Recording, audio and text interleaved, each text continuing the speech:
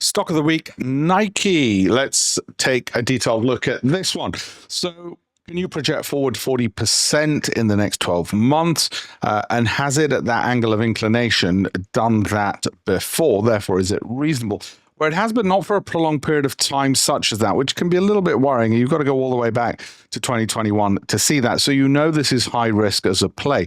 What's your thesis for a move up? Well, you're really looking at a breakout from a downward trend, which we still need a bit more evidence of that. But if you're getting in early, then this would be it, because you are taking that extra risk of getting in early, and you're looking at the weekly and the monthly momentum. There's the weekly and there's the monthly to be oversold and starting to rise, which again, it's not quite there, but it's almost there. So you've got a 2-to-1 reward to risk ratio, because you're going to put your stop loss right below recent support and make sure that you've got at least 2-to-1 reward to risk, which you have there. If you want to go even lower, which means you're really looking at pretty much the lows it's been since forever, so you'd really be looking at it going back to, well, why don't you even push it a bit lower?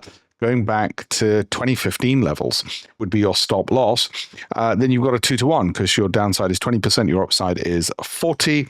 Yeah, nice to have some brokers thinking it's a buy as well. So there you've got your risk, your money management, your thesis based largely on momentum. This is high risk, obviously, for the reasons you can see, which is one of the reasons I'm showing you it, is to explain to you what high risk entails. You're talking about a downward trend, which has now got to reverse, a prolonged downward trend. You're talking about the stock breaking upside momentum with some price confirmation. And it's not at all clear whether that has happened or whether it'll slip yet again. Do you see how, if you want to trade your investments, you're really looking at high risk, more of a gamble, more gaps? We didn't even talk about fundamentals. Is it undervalued? Is it high growth?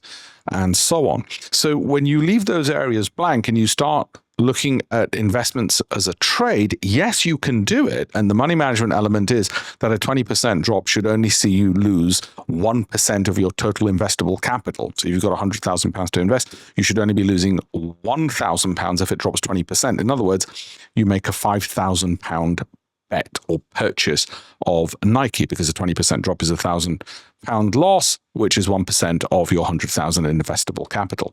So do you again see how, well, if you're going to have such strict money management, is the risk worth it? Because is the reward really worth it? On 5,000, a 40% rise is, of course, significant, because you're making you're making £2,000 on the 5,000.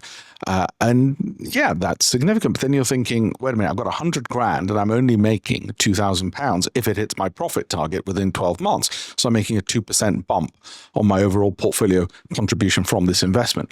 So very soon, money and risk management reduce the returns you could have because of money and risk management, which is a very sensible thing to do.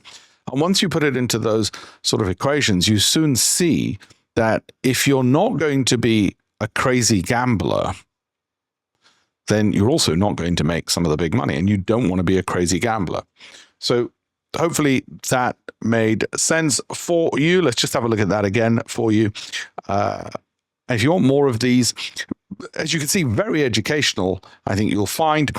I explain all of this in my various books. That's one you can download from alpeshpatel.com.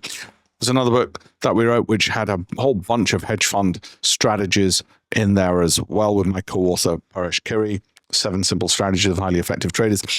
It's that kind of explanation that we give within those and more complicated strategies, and just show you how you're balancing up reward and risk and money management, so that you're not one of those foolish people who just throw darts at a dartboard and talk about the ones which went up and ignore the fact that, well, what about all the ones that lost?